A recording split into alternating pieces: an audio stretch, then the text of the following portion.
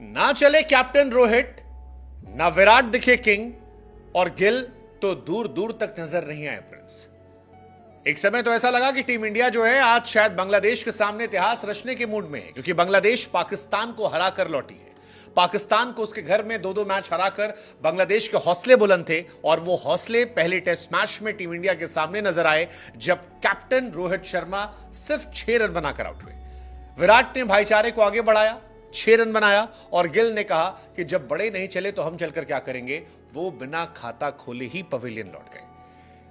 Team India पहले match में 14 पे 0 से 34 पर जब 3 हुई तो शायद एक पल को लगा कि यह मैच इंडिया के हाथ से निकल रहा है। यह लगा कि जिस तरह से ओडीआई सीरीज में श्रीलंका के सामने गौतम गंभीर, रोहित शर्मा, विराट कोहली, शुभमन गिल की फजीहत हुई थी, क्या वही फजीहत 2.0 बांग्लादेश के सामने पहली टेस्ट सीरीज में होगी। हालांकि देर शाम होते होते भला हो अश्विन का, भला हो जडेजा का, जिन्होंने इंडिया के स्कोर को 300 के पार पहुंचाया, इज्जत बचाई, मैच बनाया, लेकिन सवाल फिर वो बरकरार है कि टीम इंडिया का मिडिल ऑर्डर इतना ज्यादा फ्लॉप क्यों है। सवाल यह भी कि बड़े बड़े नाम के दर्शन इतने छोटे क्यों हैं, क्योंकि दलीप ट्रॉफी में ये तमाम वो खिलाड़ी हैं जो खेलते नजर नहीं आए थे। बांग्लादेश इंडिया के कंपैरिजन में एक कम एक्सपीरियंस टीम है। इंडियन कंडीशंस पे मैच थे। इंडिया की टीम जो है हफ्ते भर पहले पहुंच गई थी, और थोड़ी सी बॉल जब दाएं बाएं हिलने लगी कंडीशंस की वजह से, तो फिर बैक टू बैक विकेट गिरने लगे। रोहित शर्मा के जहां तक विकेट की बात है, रोहित शर्मा का हिसाब किताब सीधा साधा है कि चल गए तो चांद तक, नहीं तो शाम तक। लेकिन सवाल जो है वो गिल और कोहली को लेकर बरकरार है, क्योंकि बीते 3 सालों में गिल और कोहली की उंगलियों पे गिनी हुई पारियां हैं जिसे आप याद कर सकते हैं। सवाल यह है कि गिल और कोहली क्या वाकई में टेस्ट क्रिकेट में किंग और प्रिंस का रुतबा रखते हैं, क्योंकि स्टैट्स इसके बिल्कुल इतर कहानी कहते हैं।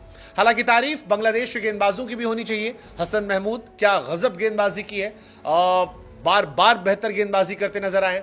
लेकिन सवाल आज इंडिया के टॉप ऑर्डर के बड़े बल्लेबाजों का है, क्योंकि जहां तक बात शुभमन गिल की है, 2024 में जिन खिलाड़ियों ने इंडिया के लिए सबसे ज्यादा डक यानी 0 रन बनाए हैं, उसमें गिल फिलहाल नंबर 2 पर है।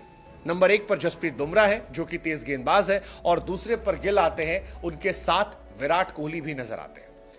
सवाल फिर यही है कि 2024 में 3-3 बार 0 पर आउट होना गिल और विराट का क्या टीम इंडिया के लिए अच्छा संकेत है। जहां तक बात रोहित शर्मा की है, तो रोहित शर्मा ने भी बांग्लादेश के सामने अपनी खराब फॉर्म को कंटिन्यू किया है। बांग्लादेश के सामने 2015 वर्ल्ड कप में यही रोहित शर्मा थे जिन्होंने एक शानदार शतक लगाया था, टीम इंडिया को जीत दिलाई थी। लेकिन बीते कुछ सालों में रोहित दुनिया की हर बड़ी टीम के सामने चलते हैं, लेकिन जब बारी बांग्लादेश की आती है तब वो फ्लॉप हो जाते हैं। 4 मैच में सिर्फ 39 रन, 9 का एवरेज, हाईएस्ट 21, और ये रोहित शर्मा नहीं है जिन्हें हम और आप जानते हैं। रोहित शर्मा 6 के फेर में लगातार फंसते जा रहे हैं। 6 रन बनाए थे 2015 में, 6 रन बनाए थे 2019 में, ईडन गार्डन में 21 रन, और चेन्नई में एक बार फिर 6 रन। और इसीलिए बार बार सवाल उठ रहे हैं। रोहित शर्मा एक बार एलबीडब्ल्यू में बचे, 2 बार कैच ड्रॉप हुए, लेकिन इसके बावजूद अगर आप सिर्फ 6 रन बनाते हैं तो आपको लेकर सवाल भी उठने शुरू हो जाएंगे कि सवाल आप क्यों अपनी टीम को स्टेबिलिटी नहीं दे पाए। जिस तरह से स्कोर की हम बात करें, 14 पर 1, 28 पर 2, 34 पर 3, टीम इंडिया का टॉप ऑर्डर पूरी तरह फ्लॉप हो गया था। उसके बाद थोड़ी बहुत कोशिश हुई, लेकिन 144 पर 6 विकेट थे। अगर अश्विन जडेजा की पारियों को हटा दे तो फिर टीम इंडिया ने वो संघर्ष किया था जिससे शायद 150 या 250 पर हम ऑल आउट हो सकते थे। विराट कोहली बीते 10 पारियों में सिर्फ 1 पारी में हाफ सेंचुरी जड़ पाए हैं। शुभमन गिल के भी अगर आप स्टैट्स याद करेंगे, बीते 3-4 सालों में लगातार वो फ्लॉप रहे हैं, सिवाय 1-2 पारियों के। विराट का भी साल 2024 पूरी तरह से फ्लॉप रहा है। अगर वर्ल्ड कप फाइनल में साउथ अफ्रीका के सामने 59 गेंदों पर 76 रन की पारी को हटा दें तो विराट एक भी हाफ सेंचुरी नहीं लगा पाए। आउट होना और एक ही गलती को दोहराना विराट कोहली की फिलहाल एक तरीके से आदत बन गई है। बैक टू बैक वो आउट होते जा रहे हैं। जहां तक बात शुभमन गिल की, अगर आप शुभमन गिल के स्टार्ट देखेंगे तो 21 run, 5 run, 13 run, 18 run, 6 run, 10 run, 29 run, 2 run, 26 run, 23 run, 0, 34, 0, 0, ये शुभमन गिल के स्टार्ट है।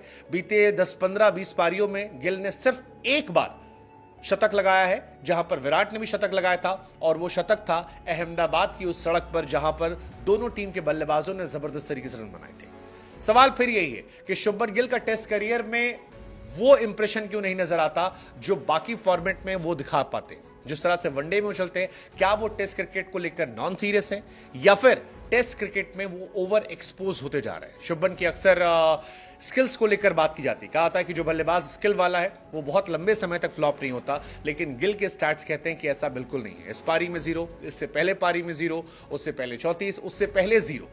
ये शुभमन गिल के बार बार के स्टैट्स हैं जो परेशान करने वाले हैं, और यही सवाल उठता है कि गिल के टेस्ट करियर को लेकर क्या एक रेड अलर्ट जो है फिलहाल वो बजना चाहिए। मजाक इंडिया से लेकर पाकिस्तान का चल रहा है। बहुत सारे लोग कह रहे हैं कि पाकिस्तान के बाबर आजम से कंपेयर करना अब तौहीन है, क्योंकि शुभमन गिल का कंपैरिजन नहीं हो सकता। कईयों का कहना है कि Shubman Gill is the most overhype batter of this generation, because Yashasvi Jaiswal जो बार बार रन बनाते हैं उनको लेकर इतनी बातें नहीं होती हैं जितनी बातें गिल को लेकर होती है। लेकिन सवाल फिर यही है कि क्या इट्स हाई टाइम कि अब शुभमन गिल को संभलना होगा, क्योंकि टीम इंडिया से श्रेयस अय्यर की ऐसे ही वापसी हुई थी।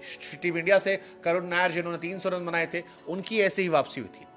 केएल राहुल और शुभमन गिल ये 2 खिलाड़ी हैं जिन पर शायद इस टेस्ट मैच की सेकेंड इनिंग में सबसे ज्यादा निगाहें होंगी। क्या ये कमबैक होगा?